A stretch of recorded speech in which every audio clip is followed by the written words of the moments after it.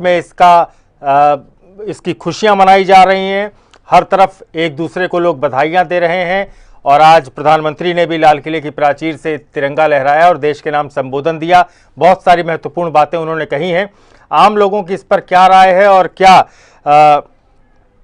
कुछ उसकी प्रतिक्रिया है, यही सब जानने की कोशिश हम कर रहे हैं। हमारे साथ खास मेहमान अश्विनी द्विवेदी जी जुड़ गए हैं। आप जिला अध्यक्ष हैं बीजेपी के गंगा पार प्रयागराज से। और अश्विनी जी, सबसे पहले आपको बहुत बधाइयां स्वतंत्रता दिवस की और आपका स्वागत है हिंदी खबर पर।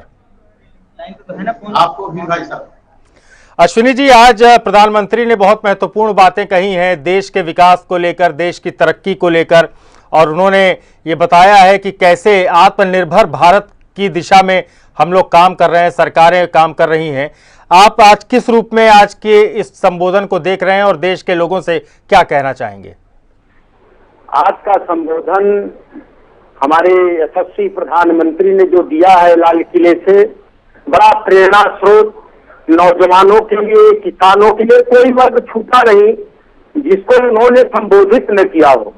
और आत्मनिर्भर भारत की ओर उनकी सबसे बड़ी प्रबल और जोरदार अपील थी कि हमारा नौजवान आत्मनिर्भर बने। भारत अपने जितने नौजवान हैं सब अपने बल पर खड़े हों, अपना काम करें, कुटीर उद्योग के माध्यम से, चाहे जो भी माध्यम हो उसके माध्यम से हमारा भारत यशस्वी बने। अभी तक तो आप देख रहे थे कितनी जटिल जटिल समस्याएं थी, भटक रहा था आदमी, लेकिन आज अटक से कटक तक, कन्याकुमारी से कश्मीर तक हमारा भारत एक हुआ है। और चाहे वो 370 धारा की बात रही हो, चाहे राम जन्मभूमि की बात रही हो, जितनी समस्याएं देश में थी, आज मोदी है तो मुमकिन है, यह नारा बहुत कुछ है। और नौजवानों के लिए, किसानों के लिए, व्यापारियों के लिए और छात्रों के लिए बड़ा ही प्रेरणा स्रोत उद्बोधन आज लाल किले से था। जिन लोगों ने सुना है उन लोगों के हृदयंगम उनकी भाषा हो गई है और अपने मन में उन्होंने इसको उतार लिया है। किसी तरह से भारत को उत्तरोत्तर आगे बढ़ाना है।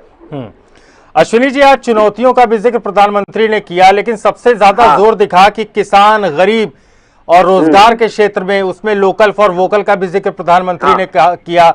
उन्होंने स्वास्थ्य को लेकर बड़ी चिंता जाहिर की है, उसके लिए एक नई नीति बना रहे हैं, नए उस पर शोध कैसे किए जाएं, कैसे आम लोग उसमें चिन्हित हों, सबको फायदा पहुंचाए। तो ये तमाम एक बहुत समग्र दायरा है प्रधानमंत्री का देश के लिए। यही है भाई साहब कि लोकल से वोकल की ओर, माने आत्मनिर्भर बन करके और सम्मानित और उसका गौरव प्राप्त करे। और आयुष्मान भारत के तहत, आयुष्मान भारत की तरह जैसे एक चला कि 5 लाख गरीबों के लिए ने दिया कि कोई घर में गरीब होता था, खेत बेचता था, आभूषण बेच देता था, लेकिन आज उन गरीबों के लिए आयुष्मान भारत के माध्यम से इन्होंने बहुत कुछ कर दिया है और आज उससे लोग लाभान्वित हो रहे हैं। आए दिन चैनलों पर उन लोगों का उद्बोधन आता है कि आज मोदी ने कर दिया है, आयुष्मान भारत के माध्यम से हमें इतना आराम मिला है। और इस तरह से हमारे योगी मोदी दोनों लोगों ने, और ये हमारे जो सांसद विधायक निधि से इन गरीबों का खराब हो जाती है या किसी को वाल्व लगाना होता है, तो इस तरह से वो अपने निधि से भी पैसा देते हैं इस तरह से। और अभी आपने देखा कोविड-19 में, कोविड-19 को लेकर के पूरे कितने अस्पताल, कितने वेंटिलेटर, सबको जितनी सुविधा है, और हम लोगों ने अपने डॉक्टरों का, जो भी कोविड-19 में लगा था कर्मचारी, उनका हम लोगों ने सम्मान किया, स्वागत किया। और इस तरह से कोविड-19 से लड़ने के लिए हम लोगों को बड़े उत्साह के साथ मैं उसका संघर्ष कर रहा हूं, उससे लड़ रहा हूं, और कोई उससे मनोबल गिराने की जरूरत हम लोगों को नहीं है। बिल्कुल अश्विनी जी, देश के लोगों को बड़ी उम्मीदें हैं सरकार से। सरकार का जो विजन है, जो बातें आज प्रधानमंत्री ने की हैं, अगर वो सब भविष्य में सार्थक होती हैं, क्योंकि प्रधानमंत्री ने कहा है कि मुझे अपने देश के युवाओं के सामर्थ्य पे पूरा भरोसा है और जो योजनाएं हैं वो देश के लोग उसको सार्थक बनाएंगे, सफल बनाएंगे। आज आप इस मौके पर देश के लोगों को क्या कहना चाहेंगे? हमारा ये कहना है कि समाज का सबसे ऊर्जावान प्राणी ये नौजवान है।